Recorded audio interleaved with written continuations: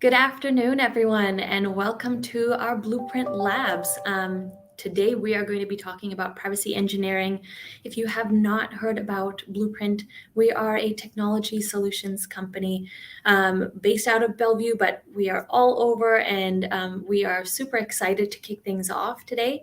I'm going to hand things over to Kevin and Tenny to continue this webinar for you. But if you do have any questions along the way, we want to make it as interactive as possible. So feel free to add your questions into the comments. Before we actually get things kicked off, I will have, we'll start off with Kevin. Can you give us a quick intro about yourself? Hi, thanks for joining. Thank you for the introduction. My name is Kevin Donahue, as it says on the screen, Director of Privacy Engineering here at Blueprint. I've been at Blueprint about 4 or 5 years. Before Blueprint, I worked for some pretty large companies, eBay, Google. I've done consulting for a lot of large companies, medium-sized companies, and small companies. A pleasure to be here today with my partner, Tenny Penn. Tenny? Yep. Hi, nice to meet you guys. Tenny Pan here, data engineer. I've been with Blueprint a little over 3 years now. And yeah, same with Kevin, worked at a kind of a variety of different companies and have some background in privacy as well. Thanks. Cool. So I'm going to dive into this, Ruthie. I'm going to charge ahead with the slide deck here, folks. So what will we discuss today? So first, I just want to talk about the focus of this talk. The focus of this talk is to discuss how privacy teams can better work with engineering teams, with product developers, with infrastructure, data science teams as we set up infrastructure. Really, we want to talk about how you can go from something like, hey, we want to do GDPR, or hey, we've got contracts that govern how we use our data. How can you take that and kind of put it in terms that the engineers can actually configure your infrastructure, can actually utilize the tools that the engineering teams use, like ACLs, group management, data discovery and tagging, audit logs, all that fun stuff that we can all use, but which requires us to speak the same language about configuration and what our expectations are. So we'll start discussing kind of what the sources of privacy and governance rules are, and then how they relate to engineering projects. We'll then talk about maybe a typical engineering engagement. For us as a data engineering company, we do a lot of work with Databricks. And so we have a lot of clients that engage us from the data science perspective or the product engineering perspective, the infrastructure perspective. And they say they want to build out some really significant infrastructure. At the same time, they say, well, we really want to make sure we get governance and privacy correct. We want to really bake it in there. So when we talk about privacy by design, we're really talking about that, that partnership between your privacy teams, your compliance teams, and your engineering and infrastructure teams in the requirement stage, hopefully before a lot of the code is written. We'll use this typical engineering engagement example that we'll show you, and we'll talk about some of those common tools that that the engineers use, that privacy teams should really know about and care about and know how to speak about.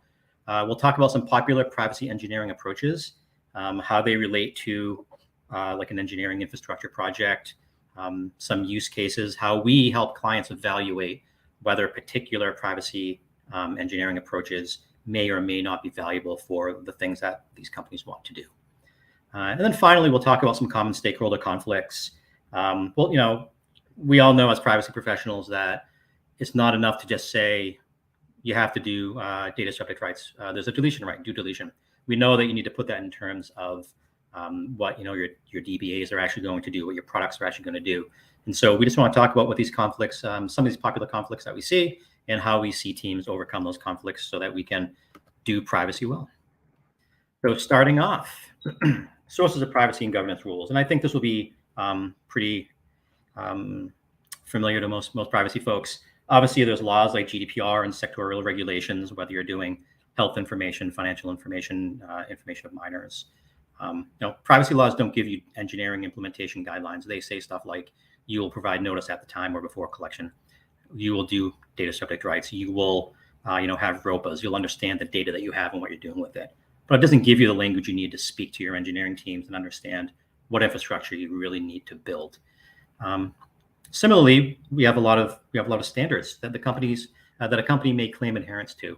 A lot of companies have ISO 27001 certification. We've got NIST standards that we try to follow often that help guide our development. These standards give us a lot more detail than obviously most regulations give us. but they also require a lot of understanding of how the privacy goals will dovetail with our product and engineering goals. These can include things like if you have a information security policy about understanding all the data that you have, access controls, audit logs. How do you manage access to data? How do you know when only the right people, the appropriate people and teams are getting access? How do you mitigate bad things that may happen? And then finally, we have data sharing agreements. Data sharing agreements, within contracts are extremely popular. GDPR didn't invent the concept, but they really codified it well with the processor and controller concept. So if you are a data processor, you've probably been given data by another company, and you've probably got some very specific rules for how you can handle that data. And hopefully your data sharing agreement actually specifies the actual data elements and what you can do with those data elements. And often the data sharing agreement will say, and you're not allowed to do anything else with this data besides these things that we list here. And this is important because while every company that processes data probably has a contract, it's a difficult thing to make sure that the rules from those contracts are actually propagating through your technical infrastructure, particularly over the last 10 or 15 years as companies have grown very quickly and organically. We found with a lot of clients, contract management is a heavy pull. Just figuring out of the dozens or hundreds of contracts that we have, how do we take all of that information, kind of shake it up, filter it down into something that's a bit normalized that represents like technical configurations and expectations regarding access control and group management and that kind of thing. So these are not the only things. You could also think about stuff like privacy policies, terms and conditions for a product, consent management. Those are all rules about what data you're allowed to collect, what you're allowed to do with it, how you retain it or delete it, how you may share it, what you're supposed to do when that data is no longer useful. So how do we go from the concepts and these specific requirements in these kind of fields to actual implementation in an engineering environment? So let's just talk about what a typical engineering project may look like. Here's a scenario. We do a lot of work with Databricks infrastructure. We migrate infrastructure to Databricks for clients a lot. So let's assume we have a company that wants to migrate their data infrastructure to Databricks so that we can optimize data science and machine learning capabilities to drive customer engagement. This is going to include stuff like ingesting data from existing data sources, figuring out how you want to maybe transform that data into some sort of usable format, make sure that data is clean and reliable and current and up to date. Access control, sharing it with other tools within your company, sharing it amongst products, or maybe sharing it externally. And conceptually that sounds pretty straightforward, but when you've got sort of any sort of complexity, you need to start thinking about do we have rules that mandate how this data can flow through our system? Do we have rules that mandate how data has to be maybe segregated? What uses are acceptable for that piece of data? From a security perspective, we as an industry kind of well understand access controls. Not that they're always perfect, but we understand the need for them. We generally understand how we want to provision access and how we can monitor access. You can encrypt things. You can have an ACL, an access control list. You can have a group that somebody's either a member or not a member of. But it's a little bit different to think about how are we allowed to use a particular piece of data, and even how are we allowed to use a particular piece of data, such as first name, last name, or email that's collected under contracts, data sharing agreements for different purpose. So how do I know that the data element of email from contract A is or is not allowed or actually used for data shared under contract B, or the use for contract B? We're going to talk a little bit about that. I'm going to hand off to my partner Tenny right now to just kind of describe from the engineer's perspective what we see on the slide, which maybe represents a typical engineering infrastructure and product. Thanks, Kevin. So right now, this is just like a typical reference data architecture for data flow, with our example in Databricks. So if you just look from starting on left, moving to right, you've got your data sources and ways to ingest and land your data into Databricks, since Databricks will be in the middle. And then on the right, it's really your data consumers and how your people will be using your data. So these are kind of examples of technologies that you would use. We've got Azure Event Hubs and Azure Data Factory, but it could be anything. And it's really, we're going to dive into some specifics on, both that processing layer and then the storage layer. So we'll talk a little bit about that medallion architecture, those different classifications about like bronze, silver, and gold, and some privacy techniques that we would be incorporating there. And then for the uses of data, you'll see it with Azure Analytics here, SQL Analytics. So that's really just where your data consumers will be. Once you've got your data, landed, cleaned, and available, this is where your users would be able to use that for whatever they need be for their business use case. Yeah, thanks, Denny. And as mentioned earlier, we can look at this architecture here, and we can say, okay, well, we're ingesting data, we're storing it in some tables, we're running it through some processes. But as I mentioned, there are going to be some possibly pretty specific rules about how you have to manage data from different sources that you've collected for certain purposes. So in addition to just the technical difficulties of building infrastructure at scale that's performant and reliable, we also need to start thinking a little bit about maybe a little bit more fine-grained control over how that data is managed. So to extremely simplify maybe a product development lifecycle, which is usually like, requirements, design, test, deploy, maintain, deprecate, or something. We can kind of break that down and say, like, what are our requirements? What do you want us to build? Then there's kind of writing the code and testing it and deploying it and all that fun stuff. And then there's, are we doing the right things? Are we following the rules that we collectively as a company think that we should be following? And again, a lot of these rules come from like a product perspective, performance, uptime, reliability, latency. But also, we have governance and privacy rules in addition to security rules. Are we allowed to do this? Are we managing consent throughout our pipelines?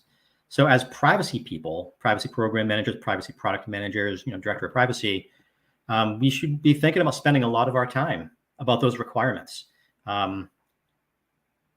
Privacy by design is really about making sure that before you write the code, you bake in your privacy requirements, much like you bake in what technology choices you make and what product choices you make. It's a lot easier to bring privacy into the conversation before a lot of code has been written.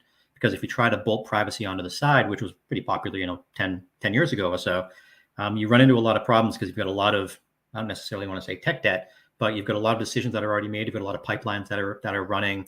And if you come in and say, oh, maybe we shouldn't be using this data for this purpose, you may break a product, you may break a pipeline, you may disrupt a downstream data consumer. You may have to make a choice about, kind of weighing the risk of what's the cost of implementing this new rule for this code we've already written, we've already invested in. So really one of the main things we see with clients when we're trying to do privacy engineering or just baking privacy in is partner very closely with your product teams. Understand what your how your company goes about deciding what products will be built, how we prioritize things, what's on the roadmap. Understand that product development life cycle so that that if there's a product review, if there's some sort of review before code is written, you could have maybe a privacy review up front where you can talk about things like data subject rights, consent management, just, data use limitations, all those fun things that come out of our privacy obligations. Doing this in the requirement stage allows your engineering teams to consider what sort of constraints they may be operating under before they start writing that code.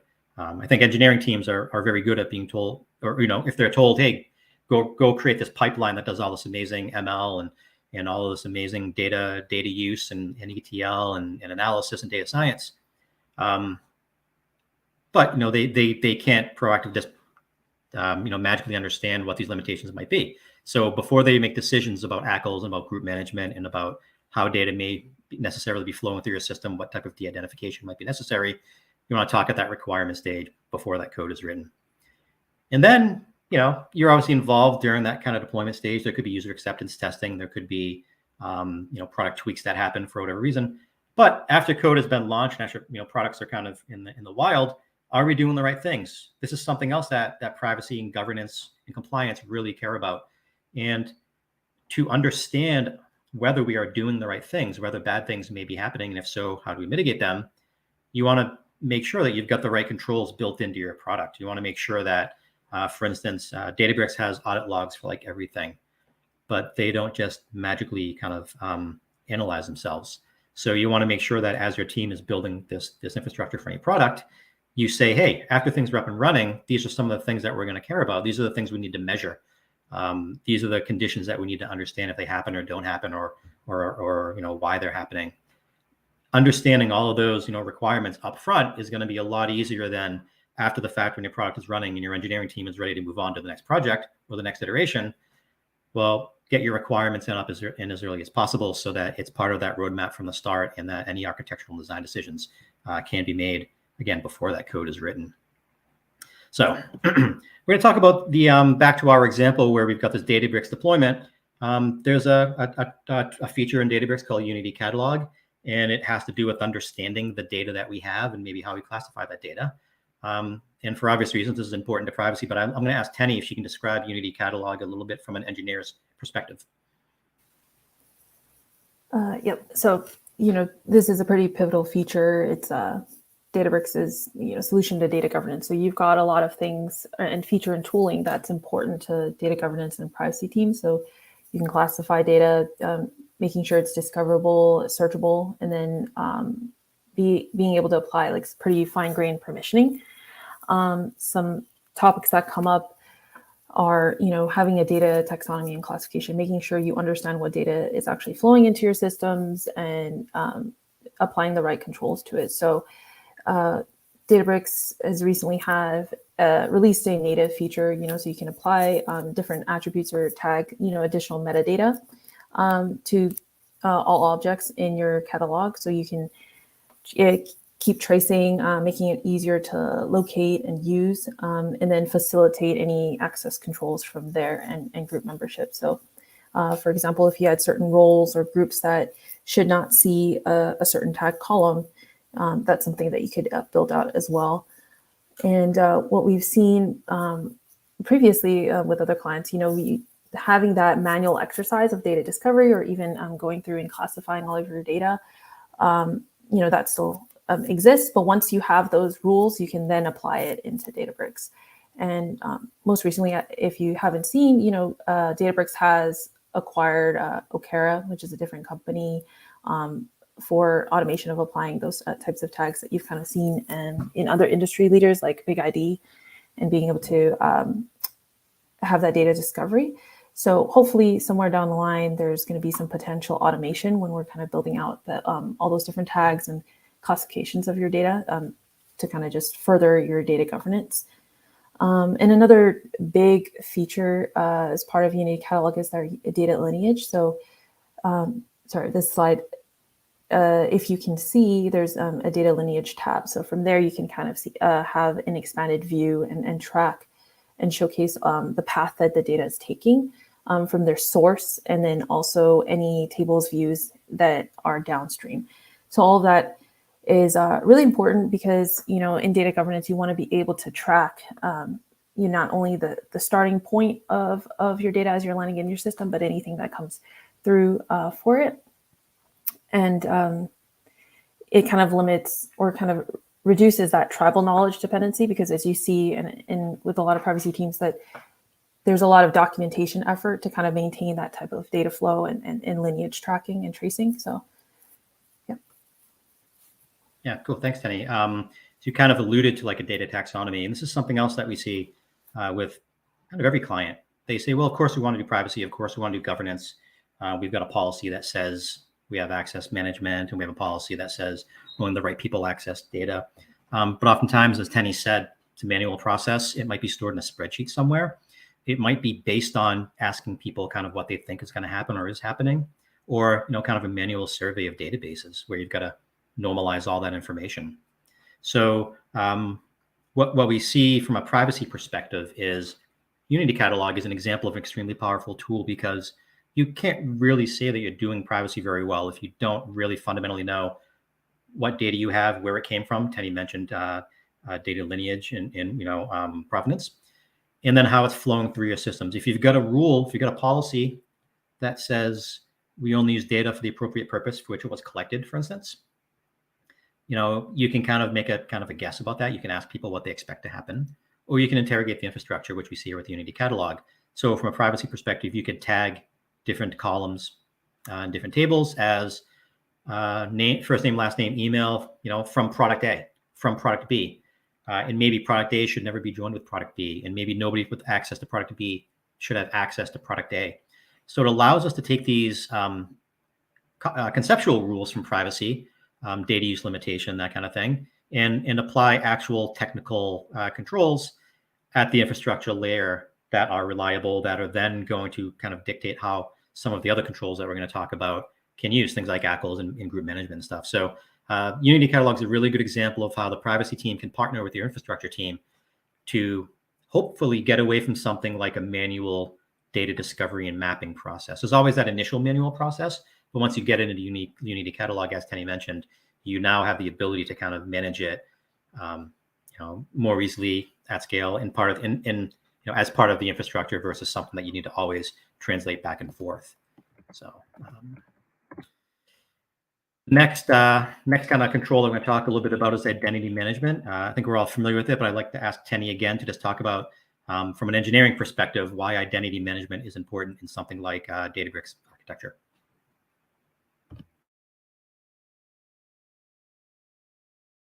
Tenny, you're muted, I think. Oops, sorry. Yeah, thanks.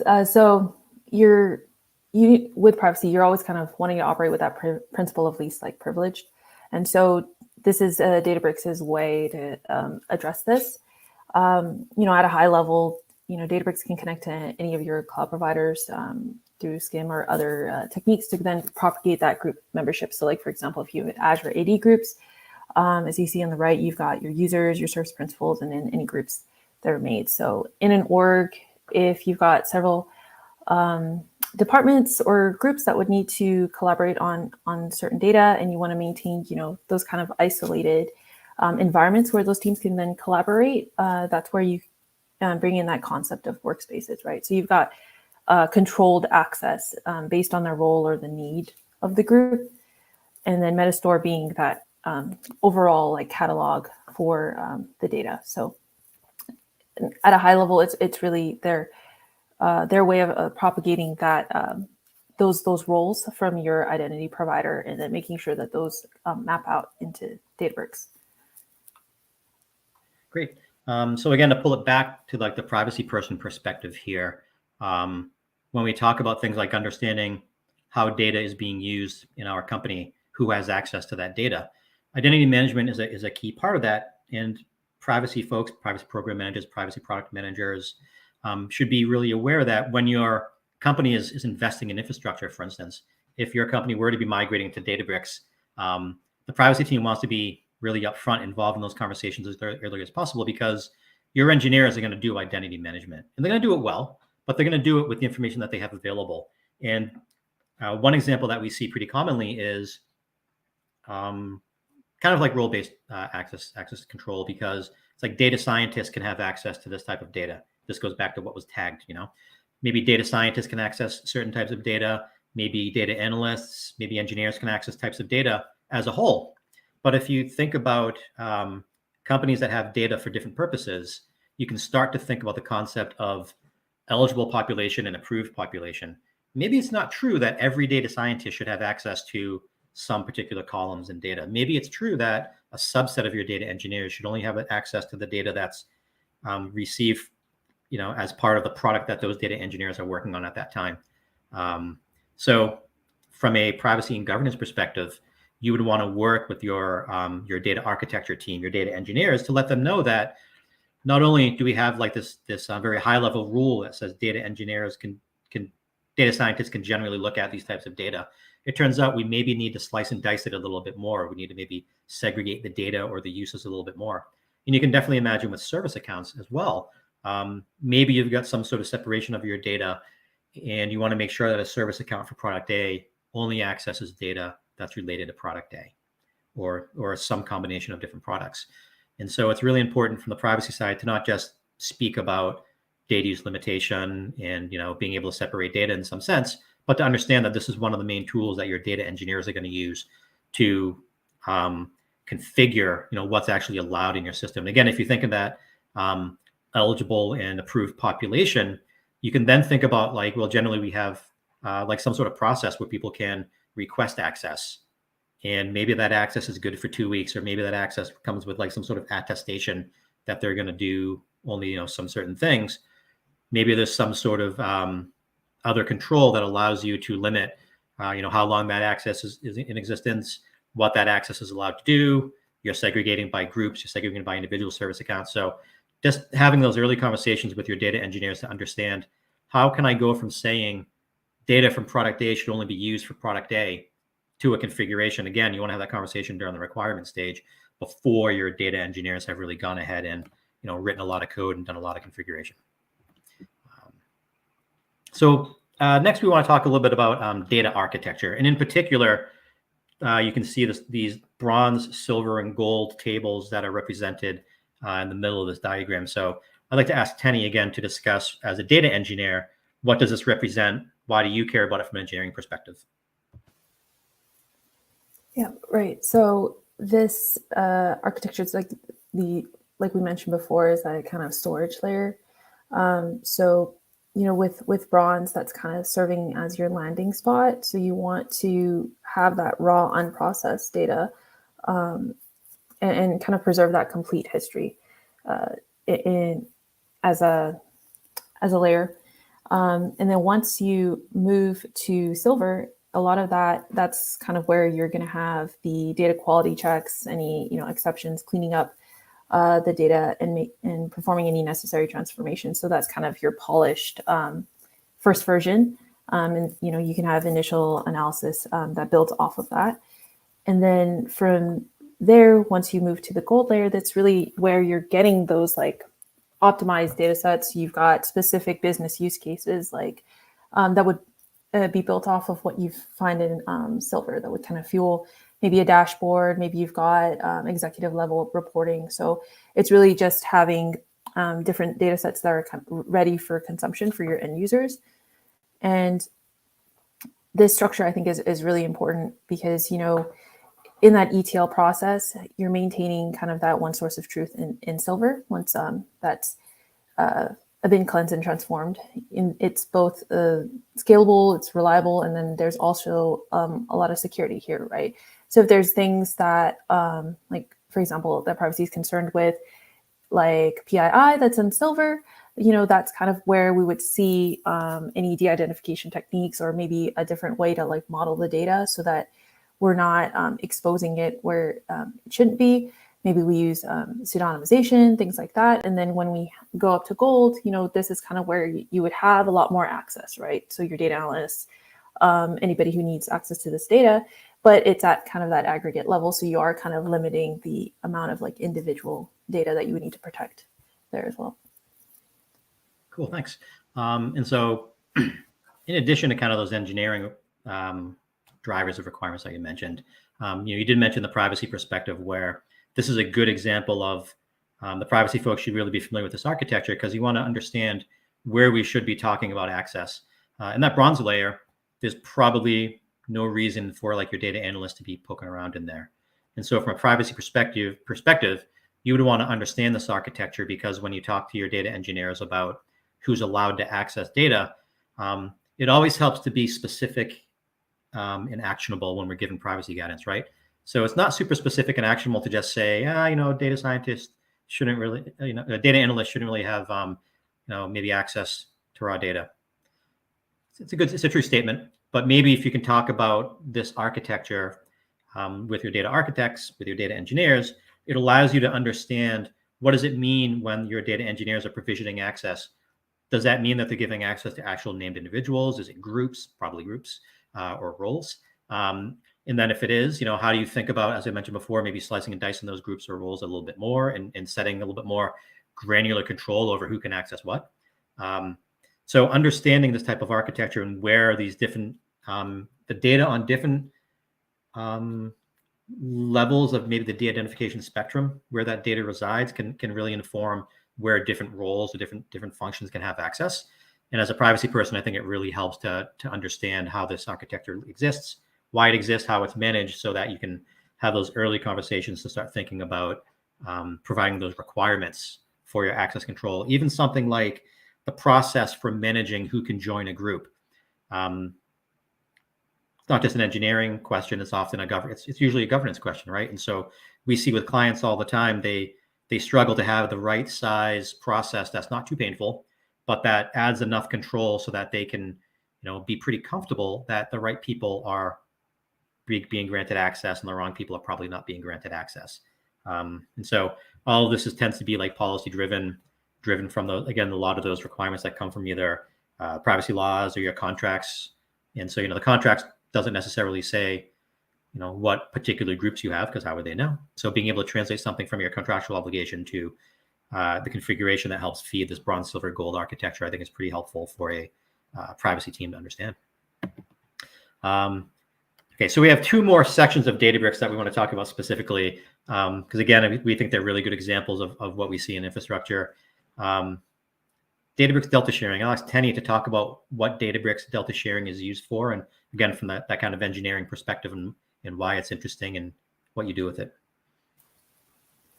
Yeah, so this is really Databricks' way to kind of have a streamlined, secure method of data delivery, like inside, outside of Databricks. So if, without this, you would normally see what people dropping things on FTP servers and picking up data that way, or, maybe downloading an Excel or CSV and then emailing it out. It's not very secure. It's not really traceable in that sense. So delta sharing as a feature, and it's really connected to Unity Catalog, gives you a pretty easily accessible and manageable way to share that the data that you need. So you've got a couple of data recipients, and it's pretty agnostic of the tool that they're using to receive the data. But essentially, what it is, once you've got that data set that you've kind of defined that would need to be delivered or shared out, you can then have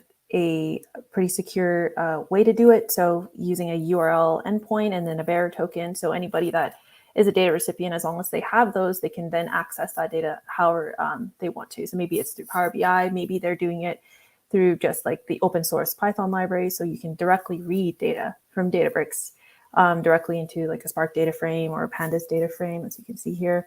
And then they can use it the way that they want to, but it's also updated, right? So you're not, there's data integrity because you're not making a copy and then handing it off, right? It's connecting directly to Databricks. So you're kind of reducing that data redundancy, and then you're making sure that it's available as they need it. And you can guarantee that there's data integrity because it is that direct connection to whatever you have set out in Databricks.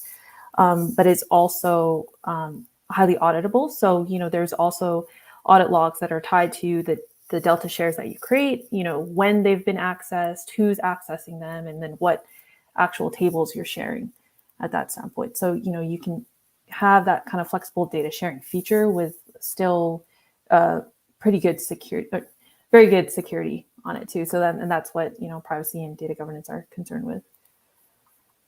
As Tenny said, pretty good security is not enough. We go for very good security around here. So data sharing is always kind of a hot topic when we talk with clients. And it's important because it's really difficult to share that data, as Tenny mentioned. If it's just kind of being put on an FTP site, hopefully secure. If it's being emailed, marketing campaigns are kind of infamous for having teams gather information in a spreadsheet and then email it to somebody. And that's kind of how a lot of systems have grown. And as companies start to migrate their infrastructure, we see this question a lot. How can we safely share information, not just personal information, but information that does include personal information a lot, to third parties? We've seen clients that have wanted to create pretty technical solutions where they build some sort of custom API. Even they would be managing that themselves. And delta sharing is one way that you can set up your external sharing for all the reasons Tenny mentioned, so that it's well controlled. It's tied to Unity Catalog. You have a way to go from your data classification and your contracts, which specify rules, manifest that in your Unity Catalog, which will then help manage your delta sharing configurations so that you can kind of ensure that the right people are accessing the right data. And as Tenny mentioned, the data is up to date. A big concern with sharing data externally is, most data sharing contracts say when the data is no longer used for the purpose for which it was collected or shared, it should be, destroyed or somehow, something should be done with it. It shouldn't just kind of accrue. And so if we're using something like delta sharing, we control access, we control exactly what's being fed to our clients. We probably have, maybe more control over being able to manage that at that retention deletion stage when that decision is being made. So as promised, we have one more interesting and important Databricks feature, is Databricks audit logs. Again, I'll ask my colleague Tenny to talk about audit logs from that engineering perspective and how powerful they are. Thank you.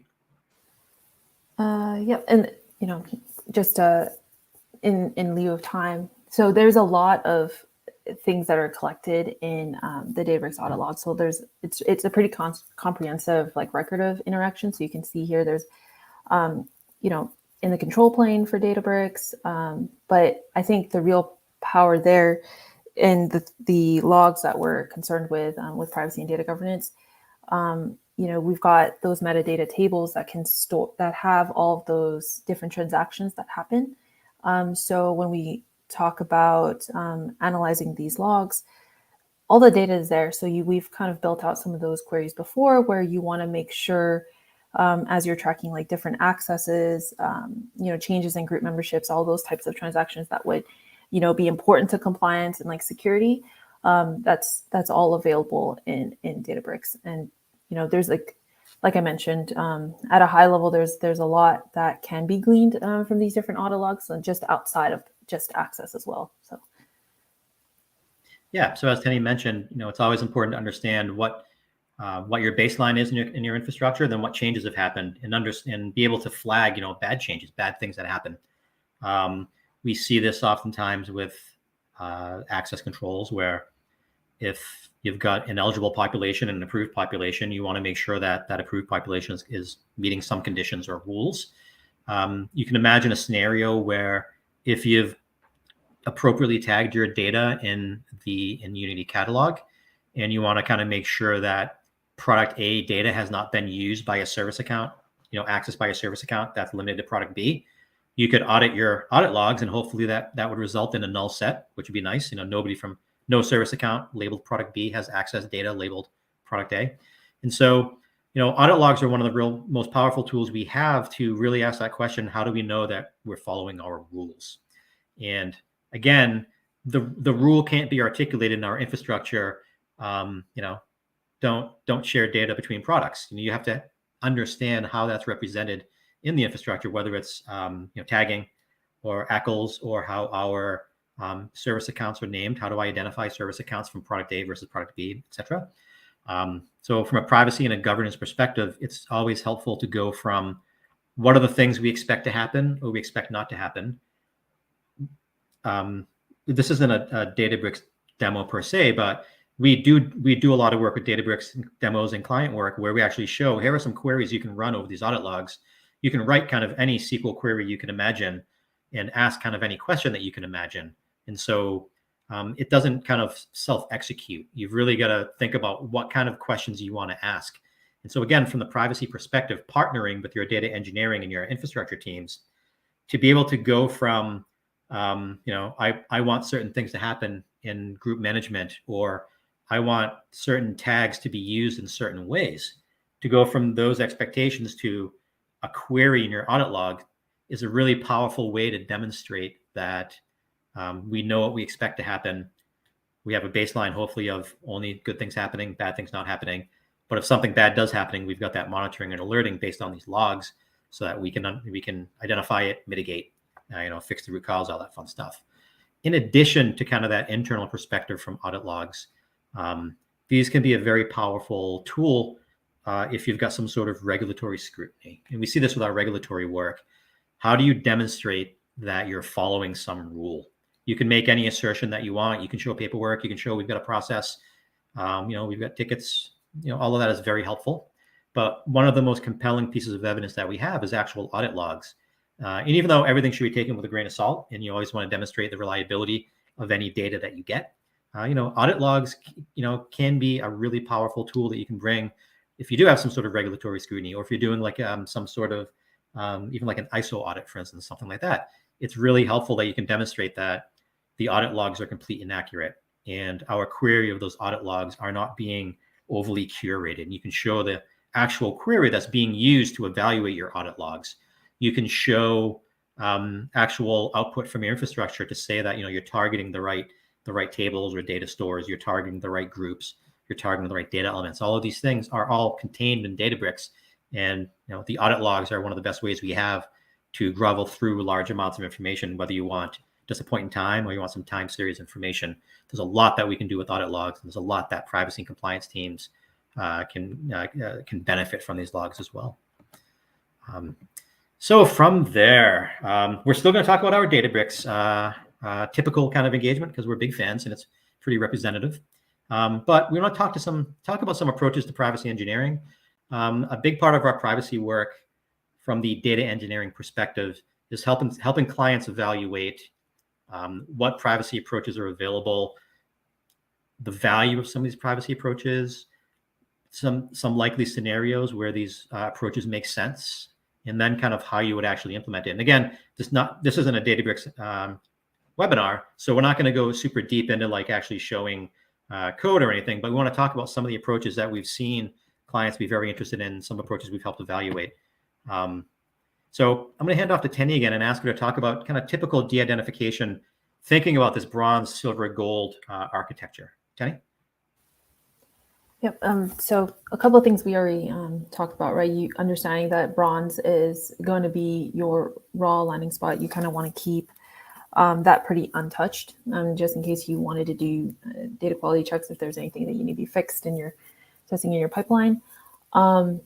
So in terms of data deification, I don't think that there'd be too much action at the bronze layer. If anything, there's going to be more access controls, just making sure that's locked down to any user, and if anything, a limited service principal access. Where we'll see the initial techniques for data deification on that spectrum would probably happen in like silver and gold. So introducing things like masking and hashing, pseudonymization would happen here. So like, for example, in silver, if you've got a pretty big customer table, maybe making sure like that data model and understanding the use case, like do you need to store all pieces of PII, or can you kind of break that out in your data model? And so that things that people have access to don't necessarily have the full name or full value.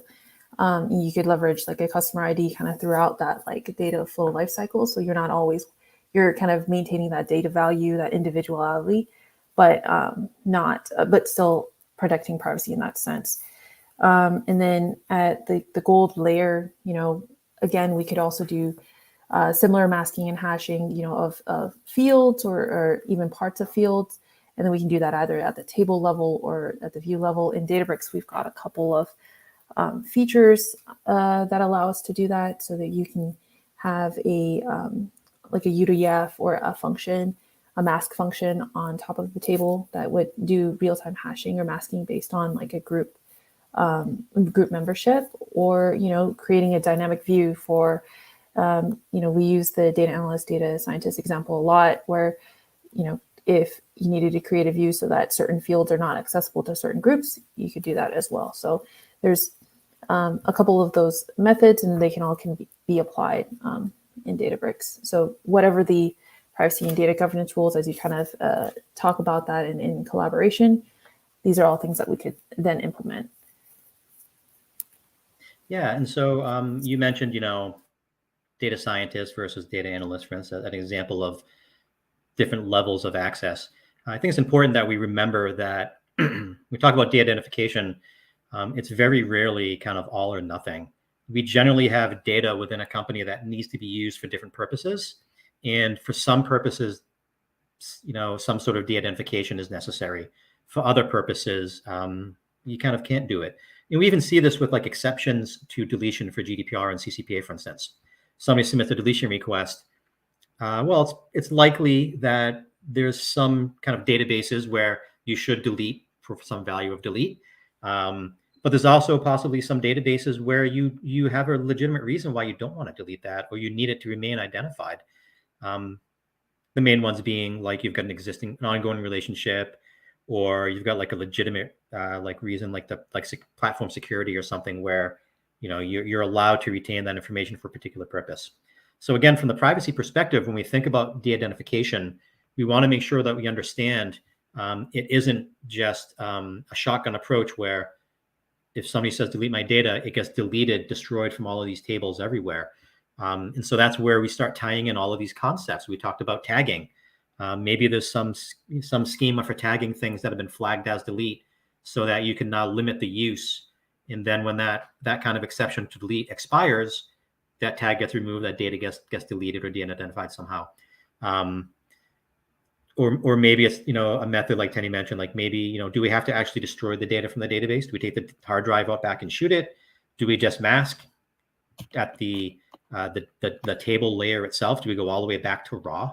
So I think as privacy people, we want to understand this architecture, because it's not enough to just say we have to respond to a deletion request, for instance, or even like a rectify or a data update, because, well, if somebody says change my address, there are some scenarios where you maybe can't change that address right now if you've got something that's already been shipped to them, or you have some reason to maintain that historical information. So understanding that the data resides in different places, there's a whole spectrum of de-identification, in that talking with your data engineers to understand what the repercussions are of saying we have to respond to deletion requests, for instance, is important. In addition to the whole limiting just who can access, as Tenny mentioned, least privilege. So, there's a few dimensions from a privacy perspective where you want to understand de-identification, because deletion doesn't always mean kind of destroying the data. But again, this ties into things, like I said, like tagging, ACLs, groups, and then kind of applying the rules to those groups. And I think one thing we didn't mention is it's important for privacy to be involved in defining what those rules are. We see on engagements where companies want to de-identify, but we're often thinking about what's the best method we should use. And we often think about performance. We think about it from kind of that engineering perspective. But it's also important, again, in the requirement stage, that we make sure that privacy and governance generally have identified what are the rules for de-identification, what are the acceptable methods, what are the acceptable conditions where masking should be used, when is real-time hashing, do I have to salt my hash, do I have to encrypt, like who gets access to the keys, what does it mean to delete? So I think being aware of that whole de-identification spectrum, being aware that your kind of data architecture can support all of these options, but the earlier you as privacy folks, we as privacy folks can articulate what we need these rules to cover, the better it is for our partnership with our engineering teams to make sure that we're building the infrastructure in a way that supports these things. If we don't let our data engineers know that there's scenarios where some people have access to data and that might change over time, or data might need to be de-identified subject to a deletion request, and how does that percolate throughout our systems, that can be a costly and frustrating change after the fact. So just understanding how this infrastructure works and what that means to de-identify data and what the available tools are that are related to it is pretty helpful. So another topic that's very popular, differential privacy. We have a lot of clients talk about this, and I know a lot of people in the privacy world talk about this a lot. It's a very powerful tool, but it's also something to think about, like, when do we want to use it? So I'm going to ask Tenny again to speak to this kind of, what is diff privacy? What does it do? Kind of, what do we want to think about when we consider differential privacy? Tenny? Yep. And what's on the screen now, we've just got kind of an example of a graph for like a Laplacian distribution. So we've got differential privacy as a technique at its core is really just introducing noise into your data set, but still trying to maintain that like statistical relevance. So maybe individual rows or things that are tied to an individual, like for example, age. You've got the same number of people that are 20 years old, but it won't be the same. Okay, that's a bad example, but essentially you're introducing noise.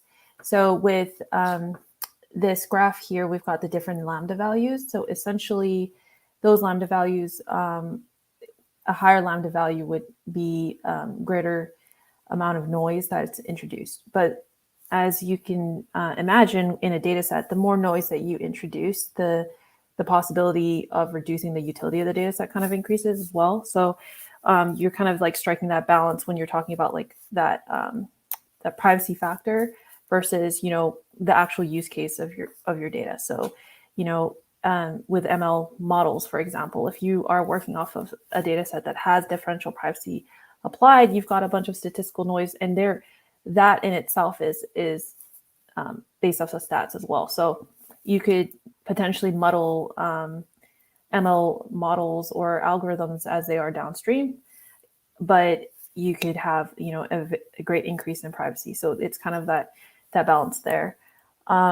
In terms of use cases, you know, we've seen examples of using differential privacy to then make sure data sets like in public data releases or statistical analysis that are then published to the public. So you want to maintain that the individual privacy of the person, but still kind of have that meaningful insight from kind of the aggregated view, right? So you have the statistical distribution that matches the original data set, but it's not the same at the individual level. If that makes sense. So you're going to be able to kind of see that bigger picture without, you know, the specificity at the individual level, and that's kind of where this technique is kind of useful.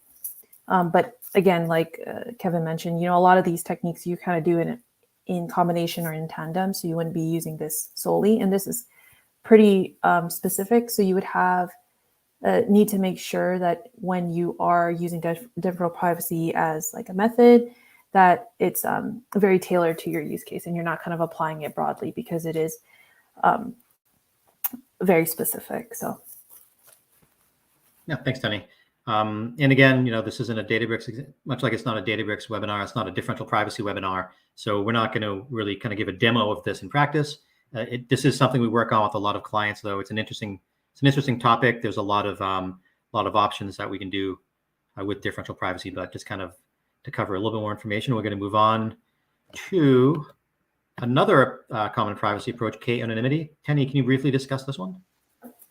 Yeah, so it's just another technique to kind of introduce or protecting privacy. So we've got two, I guess, concepts here, right? We've got your first table where you have a sensitive column, and that's going to be your disease, and then your to anonymous table in B. So that's kind of where we've applied k-anonymity.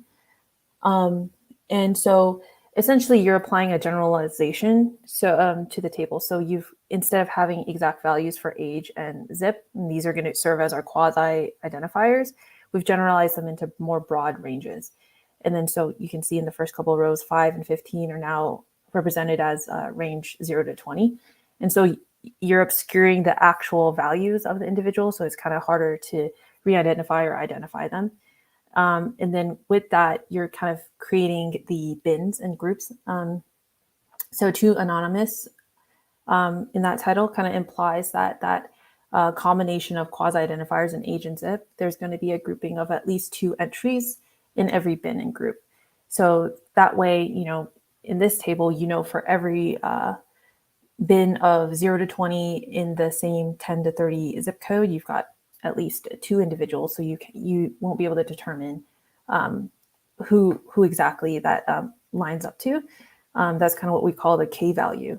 So whenever you're incorporating this, that higher K value, you're increasing that privacy because you're increasing the amount of individuals or rows within a bin. But then you're also reducing like that granularity, right, in the utility of that data set. So it's kind of really in discussions with this, you would need to, you know, incorporate, you know, your privacy team, and then also any data analyst or data scientist when you're kind of selecting that appropriate K value, you know, what's useful for the downstream use case while still giving you the appropriate amount of like data protection. So Kevin, if you want to move to the next slide, we can kind of continue. Yep, and the next slide is k-anonymity risks. Tenny? Yep. So, you know, as we're talking about that technique, you know, there are some risks here. So the main ones, what we're talking about is if there's a lack of diversity in that bin. So for example, for Bob, we have a K value of 3. So we know that there's 3 rows in a specific bin for his zip code and age range. But because that sensitive column, that disease column is all the same, there's a lack of diversity, so it's all homogeneous. Anybody that knows Bob is in the zip code or range, would then be able to infer pretty confidently, very confidently, that he has heart disease. So that's kind of the risk there, where you're not, when you have bins that are not as diverse and don't have as much of a breakout, then it'll be pretty easy to re-identify, or at least know, that sensitive piece of data. And then the second risk, having that background knowledge attack. So similarly for Carl, say, they know, like, for this zip code and this age, because there's only two different selections, so like heart disease and cancer. Say they have an attacker or an adversary, as they say in the privacy realm, that maybe, as in terms of health record, we know from a different source system that Carl recently went to a cancer center, and we know that he doesn't have cancer. So with that type of background information and the way that we've set up this this technique, you can then pretty confidently infer that their sensitive thing that ties back to Carl is heart disease. So it's a pretty common risk, but that's kind of why, as we always talk about these like methods of like de-identification and adding, privacy protections, that these are kind of used in combination of techniques. So, as we talk about differential privacy, if you want to kind of bolster this mechanism, adding like L diversity, T closeness, and things like that. So just making sure that you want to strengthen the privacy guarantee, because K anonymity is not, a one end all be all. Yeah, thanks, Tenny. And we see this, with internal data sharing as well as external data sharing. Is what is the risk of re-identification? That's always a risk. Nothing is truly anonymized.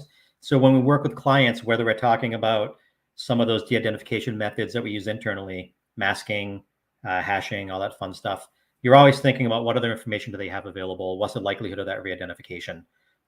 It's obviously a little bit of a different story when you're sharing data externally, and there's a lot of literature about kind of how scarily easy it is to identify people. But again, it's something we help clients think about. As Tenny mentioned, there's no magic K value here. There's no magic values for differential privacy, but we help clients evaluate what really significantly reduces the risk and under what conditions. So one kind of last topic here I want to talk about is data subject rights. We're all pretty familiar with this, but from a privacy perspective, it's important that we understand what it means to go from wanting to respond to data subject rights to what do we need from our engineering teams. And really, it's kind of, I think, like steps 3, 4, and 5 from this kind of data architecture perspective. How do we know it's the right Kevin Donahue that in our systems? How do we know where all of this Kevin Donahue's relevant data is? How do we efficiently find it without having to just query literally every database? How do we gather that information in a way that doesn't reveal company secrets or information that we're not allowed or supposed to reveal? How do we get it to them safely? What's the audit trail so that we can demonstrate that we've actually responded to this DSAR request in a reasonable amount of time? All of those questions I asked obviously implicate the things we talked about today, and they can be tackled by a really close partnership between your privacy team, your compliance team, your governance team, and your engineering, your architecture, your infrastructure teams. Being able to translate these steps into specific and actionable requirements for your engineering team. If you are migrating to Databricks, for instance, it's important to know if data subject rights are important to you, and they probably are. And so it's important to talk to your teams again at that requirement stage to let them know, hey, we may need to build some sort of pipeline here. We might buy something off the shelf and integrate it, but we need some way to make sure that we can take some sort of external signal of an individual, identify them in our systems, identify their data, and respond. And then again, be able to demonstrate that we've done that, whether that demonstration is Databricks audit logs, or if we're integrating with like a OneTrust or a Wirewheel logs in those systems. But whether it's rolling our own or buying off the shelf and integrating, we want to make sure that our systems are architected such that these kind of questions can be asked. They're not the most difficult questions that will be asked, but it's easier to make sure that we bake this in from the start versus trying to bolt it onto the side, because we want to make sure that all the things we talked about, the tagging, the ACLs, the groups, the ability to find this data, to identify it, de-identify it, all that fun stuff is baked in from the beginning. So at least the engineers can future-proof what we're trying to build. And so I had mentioned just to kind of wrap up some common stakeholder conflicts, who's doing what when. As a consultant, I hate that I talk about a racing matrix all the time. The responsible, accountable, something and informed. I forget what the C stands for. Tenny, do you remember? Consulted and informed. Who's doing what when? It's important to know when your input is required. It's important to know when you should just be notified. It's important to know when you're the person who everyone else is waiting for. So I think to partner really successfully with engineering and infrastructure teams, we want to be tightly tied into their development process so that we know we're not giving requirements after they've written code. We know we've given them user acceptance testing criteria. We know we've told them these are the things we need to measure and how and why it's important. Common conflicts are expectations not clear up front. Privacy teams often create privacy programs focused on the things that matter to us as privacy people, but sometimes that doesn't translate to specific and actionable guidance for our product teams. So if we have policies, if we've got any sort of documentation, if we've got a process, make sure that fits into the expectations of the teams that are kind of writing the code and doing product development, creating infrastructure. Make sure that we're providing that specific and actionable guidance that relates to the things that the engineers are actually building. Similarly, lack of specificity. We want to give specific guidance on what has to be done. You don't really want it to be vibes-based. Different tooling. So we see this with privacy review processes. Oftentimes we're asking teams to fill out another questionnaire or another form somewhere. It really helps if we can try to utilize tools that are commonly used throughout the company. You don't have to train them up on something else. There's not duplication of effort and information. If we can integrate with existing tools that teams already use and know how to use, that integrate with kind of that whole continuous development, continuous improvement process, maybe, I think we see it pay dividends down the road because we're not utilizing something else that people need a context shift or support. And then excessive process. It's easy for us as privacy people to think, I've got 150 questions I want to ask you because they all matter to me. Try to really be specific. Try to be upfront. Try to limit the questions we're asking. Can we partner with another team like security so that we're not asking the same question again? Do we have an SLA for when we're going to get answers? Any process we add is kind of a tax on developing teams. And while process is important, we always want to weigh it against what kind of pain are we causing. A little pain is okay, but you don't want to cause too much pain. And so wrapping up, I know we're kind of at time here. Privacy and governance may not be the primary stakeholders in an infrastructure project, like developing, migrating to Databricks, but they need to actively engage with teams as soon as possible. You want to get those requirements in, your expectations in. Let those engineering teams know the things that you're going to need. Clear, specific, actionable guidance in terms of your product teams can understand. Make sure that, all the things we talked about today, again, if you're in Databricks, make sure that you understand what the Unity catalog can do for you. Make sure you understand that medallion architecture, or at least database, pipelines and database and access control and group management. Make sure you understand that stuff so that you can talk to the teams about what you need and you can kind of get as close to those technical requirements as possible. Understand how your product teams operate and fit into that mold as much as possible. Again, like I said, don't try to create your own process that's duplicative. That's going to cause more pain, more context shifting. Try to use the tools that your teams already understand and try to integrate, try to use things that are already existing. And then embrace an iterative approach. Identify risk, weigh your risk, focus on the things that really matter, and whether that's the highest risk or the easiest wins, whatever you choose to do. Embrace that iterative approach and know that you can kind of keep improving privacy over time. And we've seen regulators really want to see that. You're not going to get it perfect. So you need a plan for that continuous improvement, that iterative approach. You can't boil the ocean, so try to do the things that matter the most up front and then have a plan to tackle them later. I apologize. We went a little bit over, but I wanted to wrap that up really quickly. We really appreciate your time. I think, Ruthie, if you're back on, if you can kind of walk us off here. Yeah, thank you guys so much for all of this really, really awesome information. And like Kevin said, if you do want to do more of a deep dive and learn a lot more of the details, we would love to help you with that as well. So email us at info@bpcs.com, and we'd love to take that to the next level with you. If you have any further questions, since we're a little bit low on time, I encourage you to email us, and we'll be happy to answer questions that way. Again, our email is info@bpcs.com. This is the wrap up of all of our workshops that we had lined up, but we will be having a new series that'll come out soon. So please be on the lookout for that on our LinkedIn page. Just follow us on LinkedIn or any of our social platforms, and we'll be announcing that on there.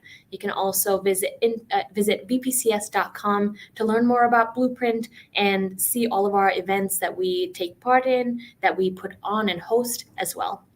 Thank you. A huge thank you to Kevin and Tenny for putting this great content together. And we just want to thank everyone for joining us live from wherever you are hopping on from. Thank you so much. And we hope you guys have a great rest of your day. Bye. Thanks. Bye, folks. Thank you.